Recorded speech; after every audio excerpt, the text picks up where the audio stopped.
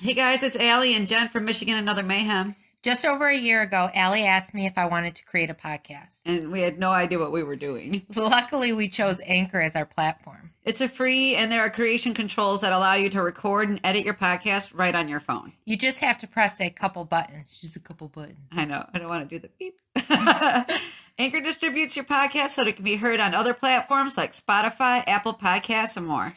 It does that for us. It also provides us with the opportunity to make money right away. It's everything you need in one place. Download the free Anchor app or go to anchor.fm to get started. It's as easy as that, what we did right there. All right, but next time I get to pick what we do. I know, I wanted to surprise you. You trooper. You're welcome. Okay, thanks.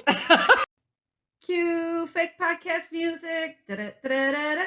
Dun, dun. Hello, and welcome to Michigan and Other Mayhem, the show about Michigan. Murder mysteries, histories, and other random mayhem from around the world. Your hosts are Allie and Jen. All right, Jen, this is kind of a special one. It is. What are you going to talk about first? What am I going to talk about yeah, tonight? What you got? I'm going to talk about the murder of Diane Michele in Rochester Hills, Michigan. Her last name is Michelle? You know, now you make me question. I'm sorry. You make me question myself, but that's what I wrote. It's Michele. Okay, that could be her name.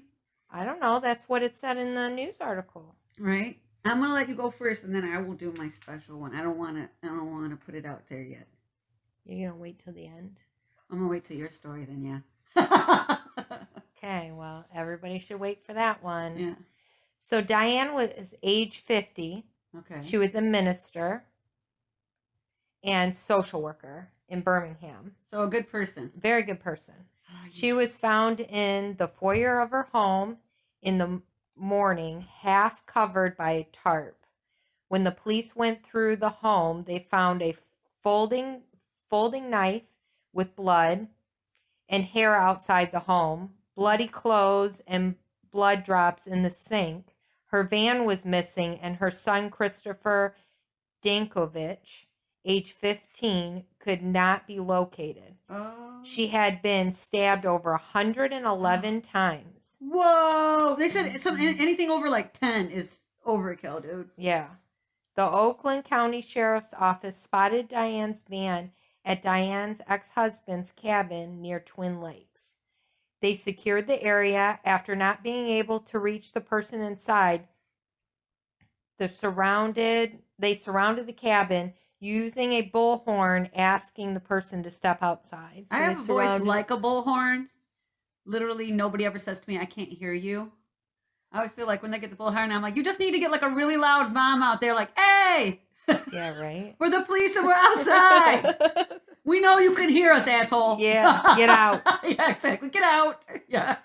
Diane's son, Christopher, exited the cabin with a freshly shaved head. He stated he knew they were there to arrest him for his mother's murder. In the cabin, they found military and survival gear. He told the police he planned to drive south and go into hiding. Well, that's just the 15-year-olds don't think shit through. You know what I mean? No, why wouldn't you have started that direction? Yeah, right. You know what I mean? always say my daughter for like 6 months while she was 15 turned completely evil before she changed back to being a good kid. And I was like, 15 is a shit age. Yeah. Let me just tell you. Yes. So it is believed Christopher was mentally ill, as he did not have a record of the actions that would lead to the murder. Okay, so like nothing was really happening. Yeah, nothing going on. He had a good case for insanity, they said in one of the news articles, but Christopher pleaded guilty of open murder and was found guilty of second-degree murder. Oh, shit. He was sentenced at age 16 to 25 to 37 years in prison, not eligible for parole till age 40. When Christopher was asked why he did this, he stated he didn't want to talk about it. Everything went wrong. Yeah, when you stab your mom 100 times, it's wrong. 111, yeah. When you look at his prison pictures, though, yeah. So you go on Otis? Yeah. He is almost smiling in every one of his pictures. It actually is really creepy. Makes you think he is crazy. It's just freaking creepy. Dang. So this was interesting. So I did this news article. Yeah. So it's interesting. And so I was reading about this, going through all his pictures. And then I came across a website called prisonwriters.com. So I'm thinking this is prisoners. Right. Writing. You write, you get a pen pal. Right. Kind of thing. But this site gives prisoners a platform, and their ultimate goal is to show how bad prisons are. Oh, okay. I mean, that's the whole thing. The prisoner writes in, and this site is, showing how bad prison is. The prisoners write in, and their writings are published on the site. Okay. Christopher, it just so happens, wow, he was all over this site. Oh, really? It has writings. He wrote My First Real Girlfriend, Aurora, about having a girlfriend in prison. Okay. Dogs in prison. When You Grow Up in Prison. Did Your Life Ever Really Begin was his title of that one. And then, what is this one? Because I can't read my own writing. Oh, Juveniles Tried as Adults, Becoming a Man in Prison. Wow. Yeah, so you can read his writings? Yeah, you can read them. And so the prisoner sends it in, and they,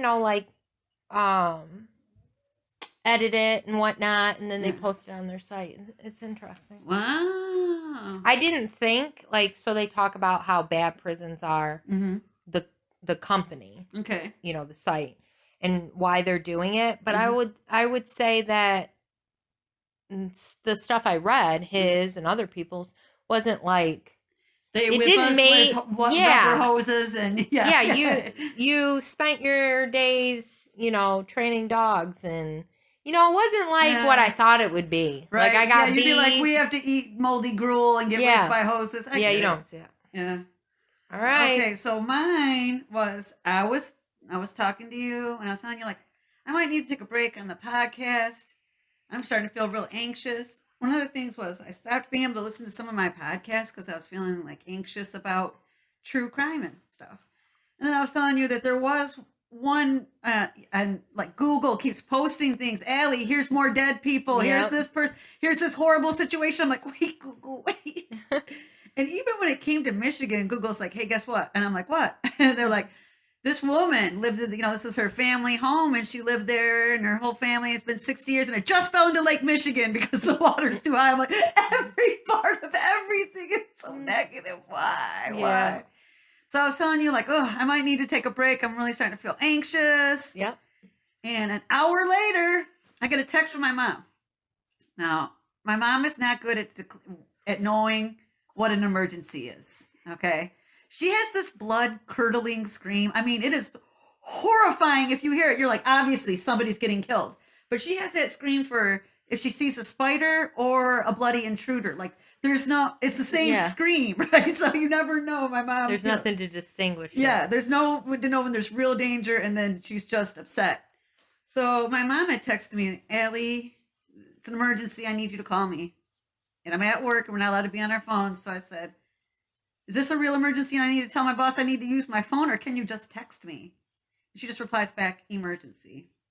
So I'm going to tell you guys, someone in my extended family was murdered in December, before the holidays. So here's the story. And then Jen and I are going to take a little bit of a break. And when we come back, there might still be some true crime, but I'm definitely going to have to focus on other things to keep my mental health together. Yeah. Okay, so when my cousin Derek was like 13, 14, he started dating this girl. Her name was Christina Jones. And they dated until they were like 19, 20. They got married. They had their son Sebastian. And he was born right when I was pregnant with Ariana. And he actually passed away from SIDS. And while I was still pregnant with Ariana, they got pregnant again. And they had Christina and Derek had their daughter Ava. And so Ava's 17, my daughter Ariana's 18. Okay, so Ava's 17, my daughter's 18. Mm-hmm. And not too long after Ava was born, shortly after she was born, they broke up. I think they're about 21 now at this point. And a few years later, she meets a man named James Salamey.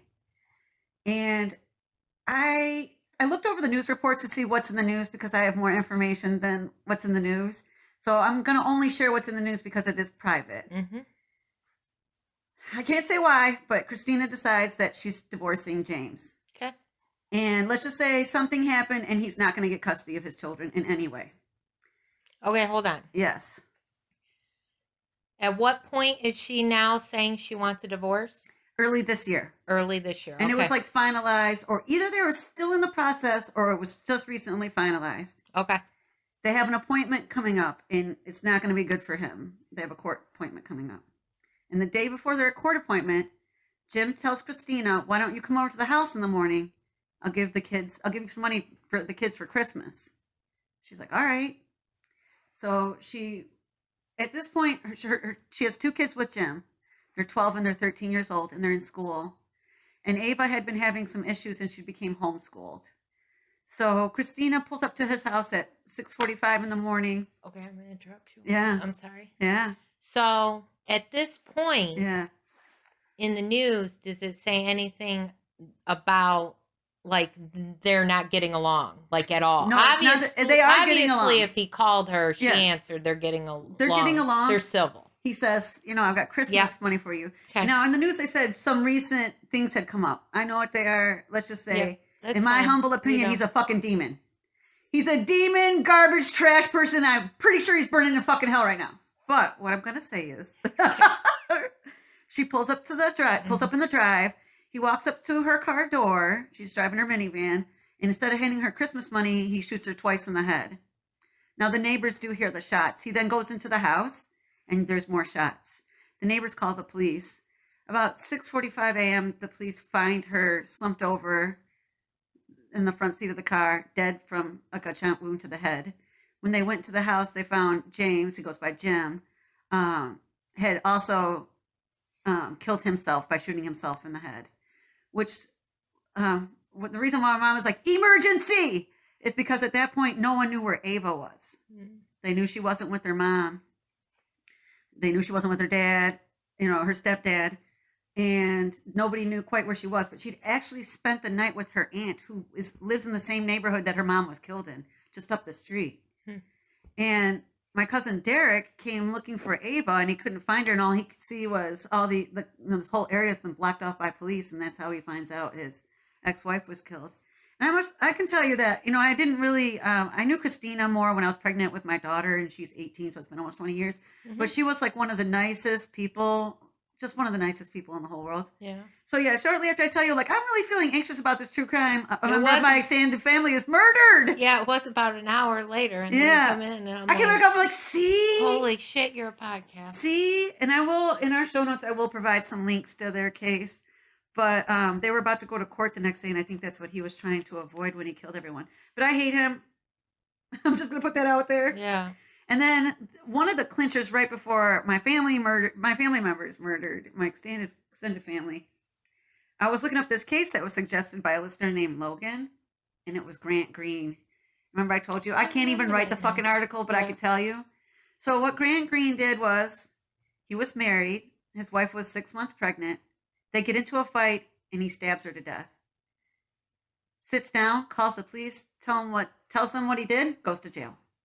He's in jail, I don't know, like 15, 16 years. And there's this pastor that is in contact with him. And the pastor is really asking him to be paroled. I feel like he's changed. I feel like he's done different things. We should let him out. So they let Grant Green out. Grant Green then marries the pastor's daughter. She has 2 children already. They have 2 children together. I don't know fucking why, because I can't look too far into it because this guy gives me the fucking creeps. But at one point, I know he slashes his wife's cheek. He shoots her in the foot, shoots her 2 older children. They're all in the basement. She's between her 2 dead children tied up.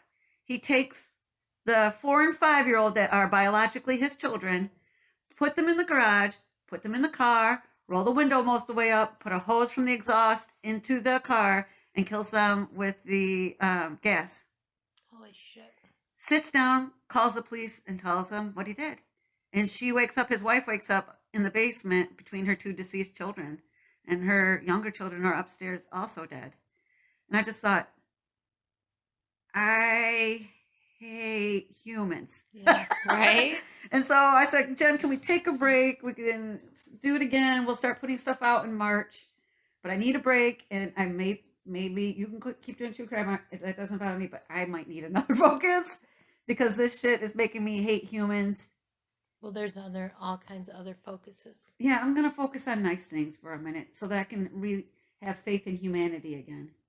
Because I do want to hunt James down, Jim Salamey, the murderer of Ava's mother, and they have 2 children together who are now parentless and being raised by Christina's father. I want to hunt him down and cut his throat a few times. Just leave him dead on the floor somewhere because it's just horrifying, and I can't believe he did that. Yeah. Yeah. So Jen and I are going to take a little breaky poo. We're going to put stuff out again in March. It's probably going to be every other week. And I do actually have a couple more true crime articles that I have written out that I'm going to finish doing. I'm going to focus somewhere else for a minute. It's a good idea. Yes. And since this was kind of a hard subject for me, I want to do something funny. Are you ready? Mm-hmm. So it's called Michigan Stereotypes. And they have a map of Michigan. Yeah. They cut the UP into 3 places. On the left, it says Uper Packer fans. The middle says Upers. And the right says basically Canada. That's great. Right? And just below the UP, they have Bridge Trolls. Beneath that is Snow Lovers. That's great. Yeah. So just to the left, Cherry Lovers. Well, that's because that's Traverse City. Because that's Traverse City, yeah. Then there's so then underneath the Snow Lovers and all that, there's Elk Herders. It's a large population of the central northern portion. To the right is more Fishing Hicks. To the left is Windmill Haters. Oh shit. And then underneath Elk Herders is CC students. What is CC? Is that Central? Wouldn't that be CMU, like Central Michigan? Yeah, I wouldn't know what CC is. Okay, I didn't know either. And then beach bums, Dutch people, nudists, and Chicago fans make up the entire west side of Michigan. And then in from that, it's the Bible Belt, drunk kids. Just happy to be in the middle is the middle people. State workers, I'm going to assume that's Lansing. They're talking about state workers. Confederate Hicks is below that. Farmer Hicks is below that. The thumb is Fishing Hicks. Below that would be the Romulus area. It says wannabe gangsters. Right. Then there's a large section that says claims to be from Detroit, and then actual gangsters in the Detroit area. And to, like a little bit to the west of that is Walmart fans. I didn't know, is that a big Walmart area? I wouldn't have thought so. And then down by us is like basically Ohio and Farmer Hicks. That's great. Yes. So I want to talk about something funny so that I didn't. That is funny. Yeah, I didn't jump up and kick someone in the throat with my foot bones. Okay, you've been listening to Michigan and Other Mayhem with Allie. And Jen. Connect with us at, you know what, Jen? What? I'm going to either do a survey on Facebook or our website because I would like somebody, go ahead and tell us, like, what do you want to hear? Or else I'm just going to pick feel-good shit, just so you know. And I hope that Google does not suck me back into that true crime stuff. So connect with us at MichiganandOtherMayhem.com to join the conversation, listen to the podcast, access the show notes, find site links, or correct us when necessary. Rate, subscribe to our podcast on iTunes, Google Play, Anchor, and YouTube. Bye-bye now.